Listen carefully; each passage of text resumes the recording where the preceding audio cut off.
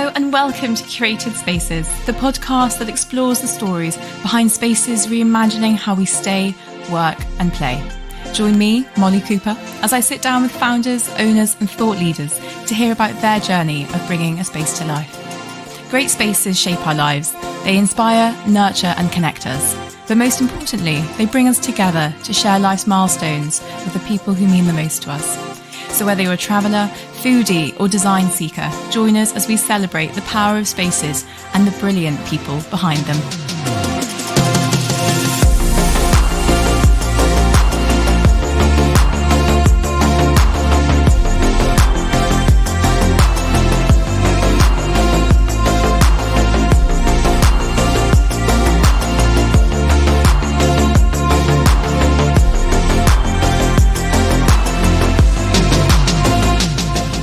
I'm in Cirencester, the largest market town in the Cotswolds, where I'm staying at Ingleside House. This Grade 2 building is now a boutique hotel with bold interiors and its very own 200-person theatre with weekly performances to enjoy. I'm delighted to welcome Ryan Walters to the podcast, who's going to tell me all about the story behind this theatrical space. Ryan, welcome to Creative Spaces. Hello, thank you for having me. How are you doing today? I'm very well, thank you. And yourself? I'm very well. I braved the drive down from London through a thunderstorm, no less. And the sun has suddenly come out of nowhere, so it's shining down on us here today. Absolutely. And I'm very excited to get into the story behind this space. But before we do, let's start with you. And I'd love to hear a bit about your background and how you came to be here at Ingleside House. Okay, yeah. So I have always enjoyed performing arts and theatre. Yeah. Throughout school and college, it was what I always did at school and like in my spare time. And through that, I met the owner of Ingleside, Ian Carling, and the director, Rachel Wright. And yeah, they told me about an exciting project they had of opening a restaurant in Cirencester and a professional theatre. And I live in Swindon, which is about 20 minutes away. And I'd worked in bars and the theatre there as well. And yeah, they had the opportunity to come up for a general manager here. And so I bit their hand off, really. Yeah. I think the opportunity for me to work in kind of the two things I love, like hospitality and theatre, kind of in the same space, was really nice and really exciting. And to be part of something from pretty much from new. The theatre hadn't quite opened yet, and the restaurant opened 4 or 5 months before I joined. Yeah.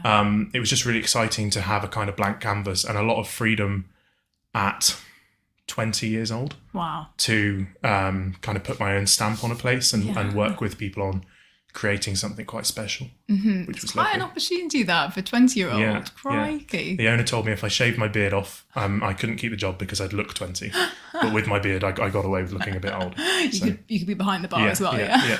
I love it. Okay, well, we'll get into all that a bit more in a second, but let's just paint a bit of a picture for people listening. We're here in the Cotswolds, the land of golden cottages and wisteria and market towns. Could you maybe paint a bit of a picture about Cirencester and your favourite spots around here? Yeah, so Cirencester is a great town. I've always been quite fond of it. It's, as I say, it's about 20 minutes away from where I live. I came to college here. I think I was one of 3 people from my school that came sort of this far for college. Just because it was a good college, but also it's such a beautiful town. And I think for me at 16, 17, when you start college, to have an opportunity to explore a whole new town is quite unique and was quite fun. And with performing arts, it was fairly low on the paperwork. So got a good amount of time to sort of stroll around the town and just, it's obviously got a big sort of tourist attraction to Cirencester. It's a well-known town. It's a very historic town, but it's got so much great things going on with the locals and people really building it as a sort of destination to live in as well as just to visit. Yeah. I think sometimes places in certainly like area of natural beauty and things like that, they become very tourist driven, which is obviously crucial, especially for us being a hotel. Yeah.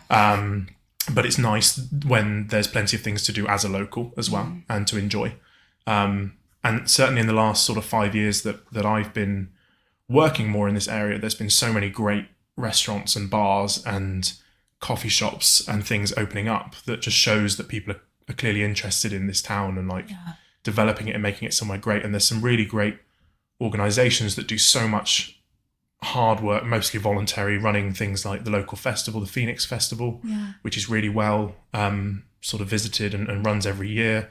The Christmas lights switch on and things like that. The theatre certainly try and do their fair amount of like community stuff. I think they had a world record for the world's largest human poppy on the centenary year, where they got a load of people in the town centre dressed in coloured anoraks. Yeah. And then, bird's eye view of a poppy. So there's a real nice sort of community atmosphere here. And I find, because it's such a historic town, a lot of people that visit have been before and quite enjoy that. Oh, I came here 10 years ago and it was completely different, or I came here 40 years ago and it's completely different. Yeah. And it's just a really nice part of the world to be in. There's enough going on to keep you busy or to like enjoy a weekend, but equally you can go off for a walk with your dog or what have you and not see anyone for like an hour. And it's a real nice, like, peaceful, like, escape. Yeah. But then you can pop to a busy pub for a pint after or whatever. Exactly, yeah. Nice. I can work for that pint, yeah. Well, two things you said there, community and this, like, creative energy almost, really struck me, because that's exactly what's at the heart of this space. Yeah. And I know it's actually the origin sort of came through not as a hotel, but through this sort of performing art side of things. So I'd love to hear, let's start at the beginning of Ingleside House, and could you tell us a bit about that? Yeah, so Ian Carlin, the owner, and his wife Chrissy have lived just down the road locally, I think for 30, 40 years or so, and had always performed with Cirencester Operatic Society, as it was called at the time, along with Rachel Wright, who's our director here. And they'd always performed here in the theatre, and Ian had always done the lights and sound, and they'd been on stage. And at the start of the millennium, there was an opportunity for Ian to purchase the building, which he did. And it always ran had a lovely pub downstairs, had function rooms and things, and had this theatre that was very much kind of community space. There was concerts, there was amateur theatre, there was squash, there was Pilates, there was all sorts going on. And I think then Yuan Lewis, who's the artistic director and CEO of the barn, he had known Ian and Chrissy through similar routes to me, in that he'd performed with them when he was younger, gone off and done his, being a West End star, and he was in Hairspray and all sorts of things like that. And yeah, between him and Ian, they decided to make a professional theatre for Cirencester. And I think what's quite nice is there's lots of great theatres around here in Swindon and Cheltenham, and Newbury and things like that, but to have a theatre that was producing its own theatre as opposed to relying on tours coming in meant that they had something quite special for a space outside of London, and also something quite unique. I certainly found when I used to work in Swindon that the show that was on in Swindon was then on in Cheltenham the week after, and then Bristol the week after, which obviously enables people to see big shows that are coming out of London and things, which is great. But it's nice when people come here, we can say, actually, this is unique. Like, you're one of the first 200 people that's seen this. Wow. Because, although they'll do titles that have been done before, they did Christmas Carol, which obviously everyone's probably seen or at least read, but their version of it, and their set and their style and their direction. And it's nice to know that it's unique. And then for some of those shows to be going off on tour from here. It's just a really nice touch. And I think it helps sort of put Cirencester on the map. It's obviously very firmly on the map as a historic kind of and a pretty place to be. But from a sort of cultural perspective, it's nice, alongside a lot of other art projects, and there's some great museums and galleries and things in town. But it's nice to have a real sort of serious professional theatre in the town. And it's a proper professional theatre. You walk in there, 200-seater, all in these quite suave black chairs, goes all the way back, little raised at the end, and some absolute lighting and sound setup. Yeah, there's some serious lights and sound that I couldn't begin to understand. But they do a brilliant job with it, and they've had some great people that have helped them build that. And still, continue to keep that going. We're very fortunate in the theatre to be supported by quite a lot of high-profile figures. Michael Morpurgo, the author, who obviously did Warhorse and Private Peaceful and things like that, has always been very supportive of the barn. I think they've now done 2 of his shows. So they did Butterfly Lion, which was one of his books, and they did another one. I'm going to get told off for not remembering, but they've done 2 Michael Morpurgo shows, and he himself is obviously so big in the literature world, but also the theatre world, and is always, he comes down and he meets people, and we do a little dinner where you can meet with him and sort of have dinner with him before the show. And people like that help support the theatre and really raise the profile of it, again, are helping raise the profile of the town, the profile of the Cotswolds as a whole. And I think it's just another kind of string to the bow for the Cotswolds, really. Yeah. You know, it's very well rooted as somewhere you can come for a relaxing weekend or a spa weekend or a walking weekend, you know. But to have that kind of theatre element in there is quite a nice little sort of added bonus, I think. It's really special. And I love how that was at the core of this space from the beginning. It wasn't added on. It's like an after effect. It's been here. It's the reason this hotel is here now. Yeah. But obviously you said they did the theatre and they then looked at the rest of the building and decided to work on that. So what did that sort of chapter look like? So the restaurant and the theatre kind of came hand in hand. The restaurant opened a little bit faster because I guess it was a bit easier probably to build than a theatre. But the theatre opened sort of 6 months afterwards, and this was nearly 6 years ago now. And it's been going from strength to strength since. I mean, even during COVID, the theatre was doing live streaming. They had, you know, they provided like a Q&A platform for the local MP so that when everyone was worried about COVID and what was going on, like they could hop on Facebook and like see this live stream with the MP where he could answer questions and things. Cool. So again, that community vibe was there, but then they also had Tweedy the Clown from Gifford Circus was doing like some shows and stuff to try and keep people's kids entertained during COVID. And like, so they always try and diversify and like adapt to whatever they've got going on. They also are now operating a cinema on Sundays. So Sundays is the only day they don't do theatre because the actors love and deserve a bit of a break. And again, Cirencester for a little while now hasn't had a cinema. So to save people travelling 20 minutes, 30 minutes to Cheltenham or Swindon, they now have a cinema here on Sundays where they show things. And again, they do some like classics, like they put Sound of Music on or like Frozen sing-along and things like that for the kids. But they also get, you know, fairly new films just a few weeks after sort of the big cinemas do. You know, we had the Barbie and Oppenheimer on the same day, which some people did both, and things like that. And so yeah, we'd always had the restaurant and the theatre for a long time. And we noticed there was a lot of people that were obviously travelling to come to the theatre and enjoy the restaurant. And so I guess kind of the missing link for that was the hotel. So then during COVID, when we had what we view as an opportunity where the theatre and the restaurant were closed, but construction was allowed, we thought there's no better time to get this hotel done because we're not going to disturb the theatre. You know, your show's quite well ruined if there's a cement mixer or a digger going off outside. So to be able to build that during COVID, and I think we sort of planned it before Christmas, cracked on start of January, and it was open by May. Wow. So we turned it around pretty quick. And considering obviously all the COVID protocols we had in that as well, in that we couldn't have too many people working in the same bedroom and things like that. It was quite fun, but quite challenging. I sort of came in as a bit of a labourer, as it were, for that period, which was fun. Made me realise I would be an awful labourer and I'm probably in the right career. But yeah, it was a really unique opportunity to see how a space like this can be built. Because I think a lot of the time, working in this industry, unless you own it or your job is to build hotels and things, you don't really see that kind of background work that goes into it and all the planning on things that I find interesting that probably aren't, like where all the pipes go and how all the switches work and all that sort of thing. But it's given me and the others that were here at the time such a unique knowledge in, oh, this isn't working, how do we fix it? Or actually, I know exactly why that's like that, and it's because this is behind it and that's beneath it. And, you know, and I think people like that story. A lot of the people that come to the hotel, you know, we'll get chatting to them and you know, for them to hear about like its history and like the fact that it's the owner's legacy essentially. And you know, he's always said that this is his kind of legacy for the town. And you know, it's very much, it is the community's theatre. It's not, you know, it's not there to make a profit. It's not there. It runs as a charity, and it does its community work and is there for the people of Cirencester and beyond to enjoy. And yeah, to add the hotel on just means we've completed that circle.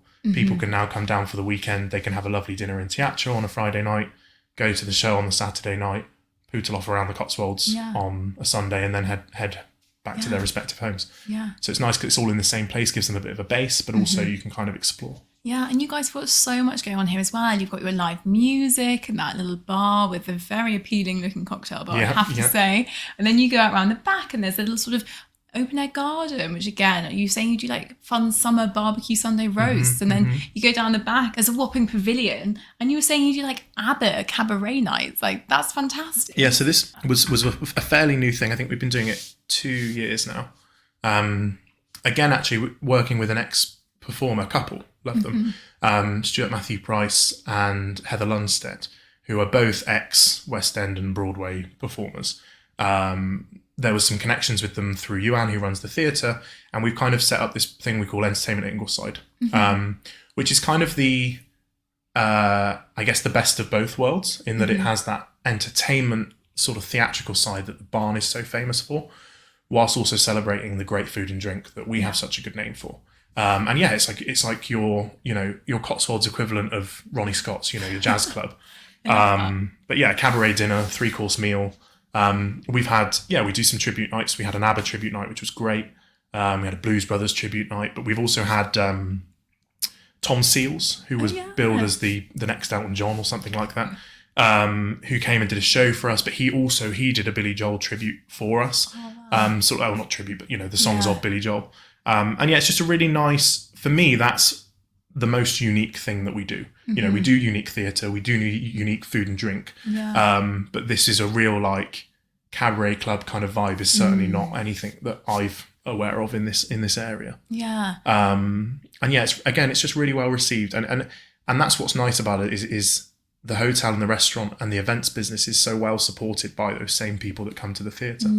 And there's some people that come to the theatre and aren't interested in the other bit, and some people that come for dinner and drinks but aren't really interested in theatre, and they're all as important. But there's really those people that buy into that whole sort of vibe is just is amazing. 100%. I really like how you've taken these quite theatrical, creative elements, and you've really woven them into the hotel itself. And we're sat here in one of the bedrooms, and it's this bright green emerald jewel colour on the wall, and it's fun splash of pink going over one of the old fireplaces. And every room we went in, there was this fun sort of colour theme that was just bringing what is an old Cotswold building very much into the modern age. And you could tell that you had a lot of fun bringing this together. Yeah, it was great. I mean, I think the designer from the company we used, she was very happy because we said go wild.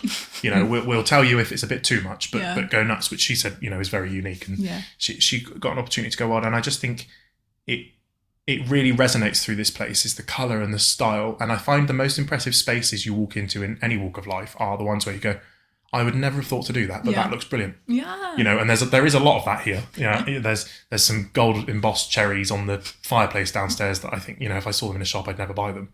But they look incredible in the space that they're in. And we had a long time when we were looking through all the designs for the bedrooms where they're all very colourful and very different. And this room's probably got 20, 30 colours going on in it. But we all said, as long as we don't all hate the same one, that's fine. There's probably a room that we dislike the colour of, but as long as other people don't dislike it, then we're okay. And again, we tried to put that nod through to the theatre in that every room has a quote on the wall. So in here it's "Oh baby, baby, it's a wild world," which was someone's favourite song, I think. And then there's some that have Shakespeare quotes from different plays. And they're there to fill a space and to be a piece of artwork, but it's trying to just link that back to our sort of theatrical core, as it were. And I think, that's the aim. The aim is to be that entertainment capital of the Cotswolds. It's where you come, if you're coming to the Cotswolds or you live in the Cotswolds and you want top-class entertainment and top-class sort of hospitality, this is the place where you can get that all in one. Yeah, definitely. And it's incredibly welcoming, this space. I think maybe it is the colours that just make you smile as you walk in, or the warm welcome and sort of the big hallway. It doesn't feel like a receptionist check-in area, really. And then the little touches, we walked around and you told me about the names on all the rooms. I'd love if you could share that story. Yeah, so we had a long period of, we didn't just want numbers on the doors, we wanted names. And then we were like, how sort of corny can we go with the names in sort of Sunshine Room and Morning Room? And I know it's a bit naff. So we came up, the first idea was to name them after people that have owned this building or operated this building, because, the main part of the building that we're in is Grade 2 listed. It's very much a staple of Cirencester. So it used to be called Beaches House, which is the area that we're in, is Beaches, part of Cirencester, on Beaches Road. And it's a 300-400-year-old building. It was a private estate. It was owned by the council for a long time. It was a delivery point for arms during the war. Wow. It's, in fact, on the fireplace down in the reception area, there's some carvings in the fireplace of sort of horse and carriage that would have been, at the time, delivering goods and things to the town. And then, it was the local school. for a long time, and that was its most recent use before it took over now. But we had this idea of naming it after different people, and we'd put a lot of research into various different names of people that owned it. And one of the rooms we wanted to call Carling, after Ian Carling and Chrissy Carling, the owners. And so we pitched that to him, and he said, "Oh, well, I don't really want to name it after those people because they're nothing to do with it anymore. Yeah, it's historical and stuff." But he came up with this idea, which was really sweet. And I think sort of we have a very kind of family driven ethos in this place, and his idea of naming the rooms basically after people that either worked here now or were very much like crucial to getting this business going in some form in the past. He decided to name a room after those sort of people, which is lovely. So I've got a room named after me, which also used to be my office. So that's quite fun. It connects it for me. My office is now a bathroom. But yeah, and again, people like that story, and I think it makes people feel connected. Because people do come down a lot and say, I say, "What room are you in?" to charge their bill, and they'll say, "Oh, Waters or something like that." And I say, "Oh, that's the best room because that's the room that's named after me." But it creates that conversation for people, and I think it highlights to people that we are kind of a family business. I call us a big small business because this is our only site. We're not a massive conglomerate or big company, but what we do in this small part of the Cotswolds is pretty big. Definitely. In terms of, as you say, theatre, restaurant, hotel, weddings, birthday parties, like the works. Yeah.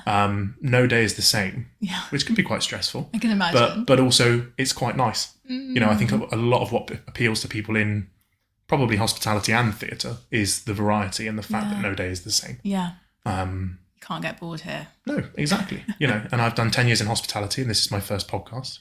So, this is... again, more examples of new things and things we get to enjoy. I love it. And let's talk about the food and drink then, because we had a little wander down to the bar restaurant area earlier, lots of very cosy sort of nooks to sit in. Again, this brilliant green splashing out in the restaurant and the piano in the corner. Yeah. Can you talk me through the kind of things you might enjoy if you were coming to stay here? Yeah, I mean, we've got a great team of chefs here. I'm always very... I always admire chefs because it's a very difficult job, very stressful, but it's also very skilled. And I think that's what people sometimes forget about chefing is they see your Gordon Ramsays shouting around and throwing things around the kitchen, but they underestimate actually how many years of graft has gone into, I can pretty much say to the chef, "Can you make this for me?" And they're like, "Yeah, no problem." Yeah. Whereas I'd be there on Google being like, how do I make this? Yeah, how do I do this? And yeah, we've got some great chefs. Our head chef TJ has been with us just under a year now. He's got a very good name locally for different pubs and restaurants that he's worked at. A couple of great guys from like the local area who we're sort of training up and working through in the kitchen. Chris, who's one of our sous chefs, him and his wife were on Bake Off the Professionals. No way. So there's a video of them making a big croque-en-bouche profiterole tower. Yeah. Which I asked if we'd want to do for a wedding here, and he said, "I don't want to do that again." He said it was too much. But yeah, they're a great team, and they really try and pride themselves on fresh produce and local produce, which nowadays I think is not so unique, but I think that's a really good thing. Yeah. A lot more restaurants and pubs and things are focusing on what great produce their area has to offer. And I mean, every area has their sort of specialty, as it were, but the Cotswolds, for meat, for game, for fresh fruit and veg, it's exactly what it's for. Anyone that's watched Clarson's Farm knows that there's a plethora of local sort of businesses, and we try and support those as much as we can. And they try and make everything from scratch. There's very little. I've worked in restaurants before where the lorry will turn up and things come off the back and go in the fridge or the freezer, and then they end up on the plate. But here it's very much there's a stack of veg and a stack of meat, and it's kind of, I don't know what that's going to become, but it's going to become something. Yeah. We do a lovely market fish, which changes, gets delivered at 3:00 in the morning, so it's as fresh as it can. Yeah. And it comes really simple. Comes with a vegetable stew, comes with a nice sauce, and just a really nicely pan-fried fillet of fish. So I think sometimes things can become a bit complicated and a bit like, oh, there's so much stuff on this plate, but I can't work out what it is. It's a bit overwhelming. Yeah.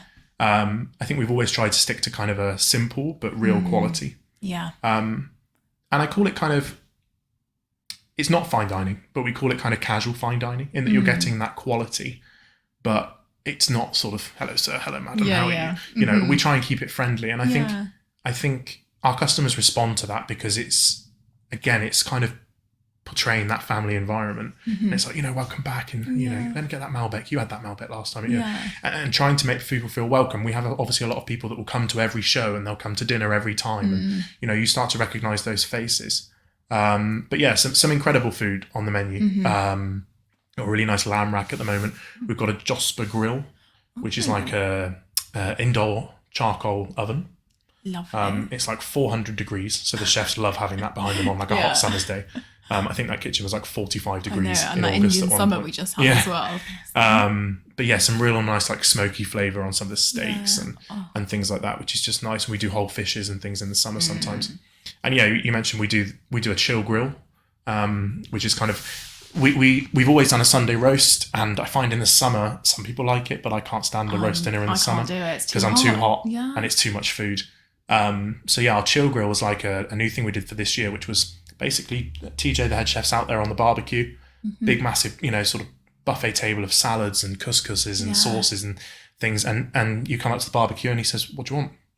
You know, there's steaks, there's chicken, there's this, you know, and I think barbecues are always something that I think feel like more work than they're worth, right? Particularly if you're hosting a lot of people. But, you know, it's kind of like, I really want a barbecue, but I can't be bothered cooking it, cleaning the barbecue, doing this, doing that. And I don't actually think there's many examples of somewhere you can go for a barbecue. Yeah, like a proper barbie. Unless you're going to like a fun fair or something, where obviously you can get your burgers and your hot dogs. But this is trying to like put our stamp on what a barbecue can be. And it was really well received.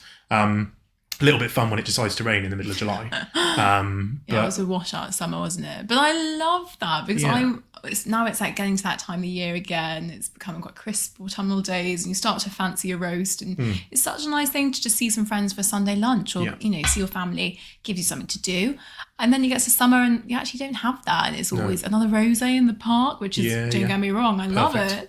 But it's quite nice to have that big lunchtime, sit down with people and enjoy the food. So I think and you know, even when it rained, the great British spirit, everyone was coming out and getting their food and then running back inside to eat it, you know, so it still worked quite well. But and then we work with a lot of local companies for drinks. Our wine merchant is just down the road, Venatopia they're called.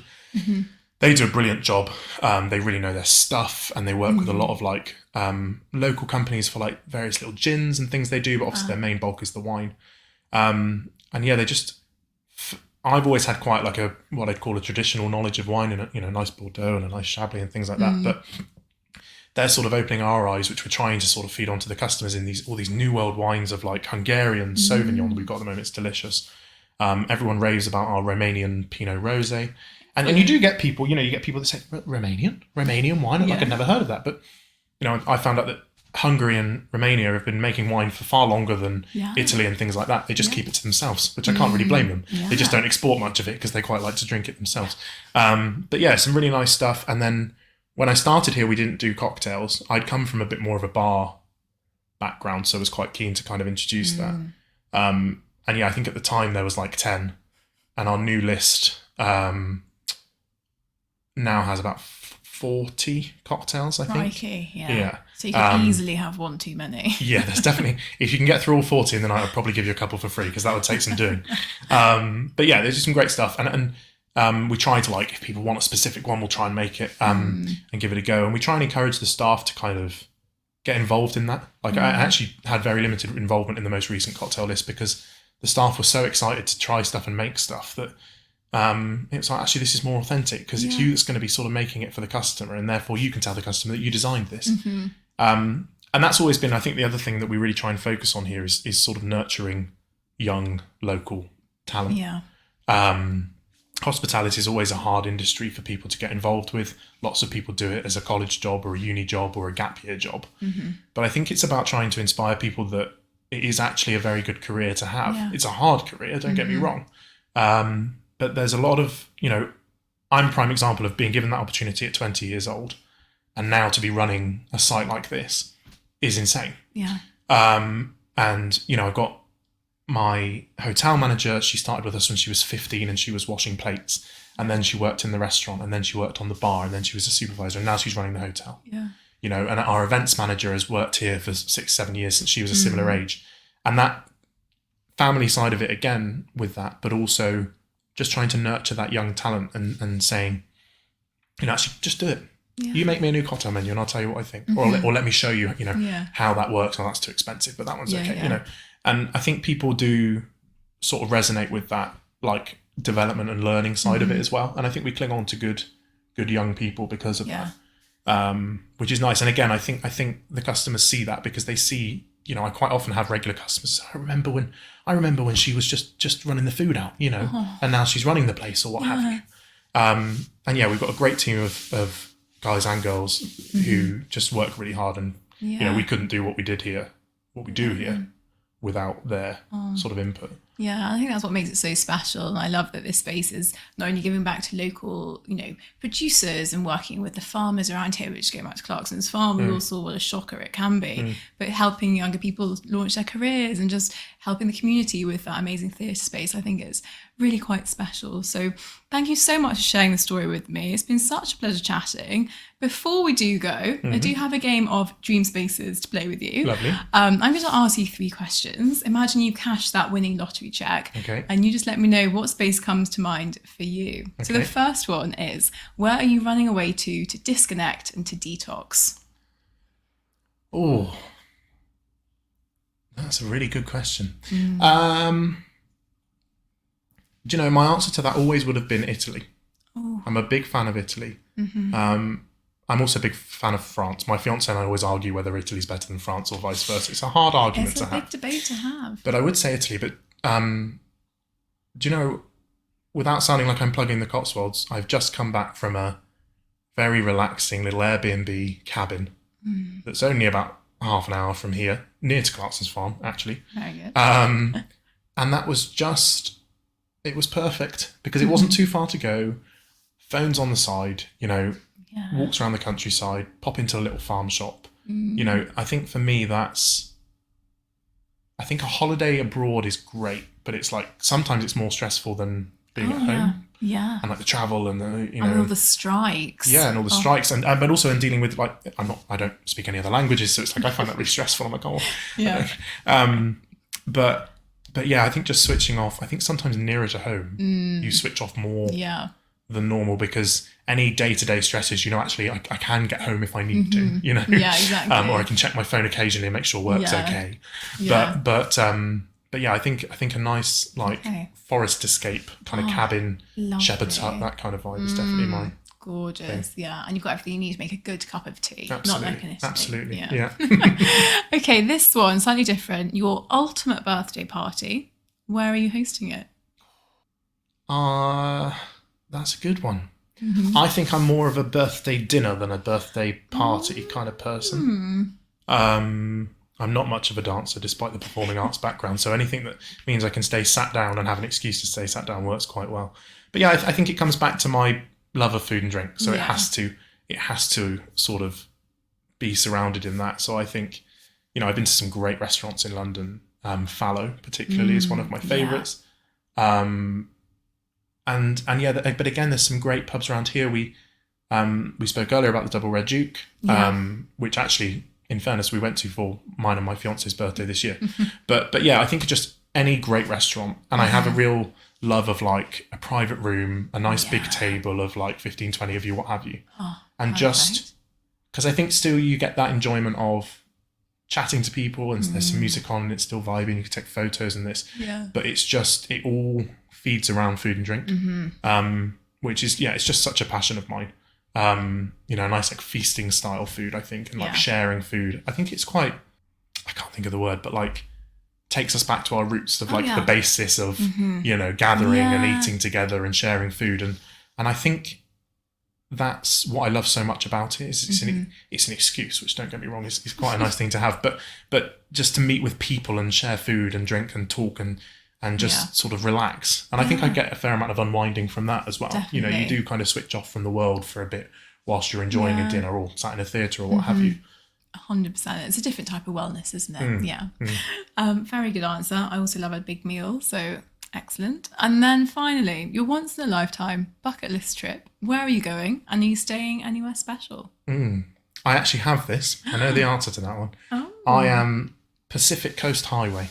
Oh, in America lovely. is my thing. So I've been seeing lots about San Francisco and Chicago having such a great food scene and theatre scene as well, to be fair. And I have this dream of renting like a convertible American, Mustang or what have you. Yeah. And just driving down San Francisco, Chicago, LA, maybe finishing in Vegas or something like that. But that for me is like the dream trip. Okay, I love that. I'm a keen ice hockey fan, which not many people in England are. That's very niche. But yeah, in America, I can go there and I can go and watch lots of hockey but yeah, again, it's just food and drink. Any trip I do is totally surrounded by the food and drink first. Yeah. And then it's like, we'll find a hotel and something. Everything else is secondary.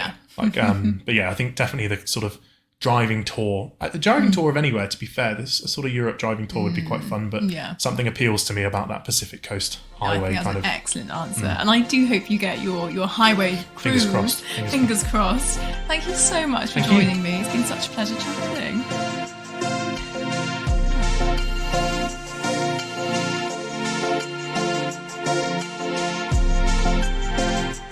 Thank you so much for listening to this episode of the Curated Spaces podcast. For more information and content around any of the spaces we feature, head to our website or Instagram, and don't forget to subscribe to have new episodes delivered straight to your inbox every Wednesday. And if there's a special place in your life that you'd like to hear on the Curated Spaces podcast, please do get in touch, as we're always on the lookout for more brilliant spaces to share with the world.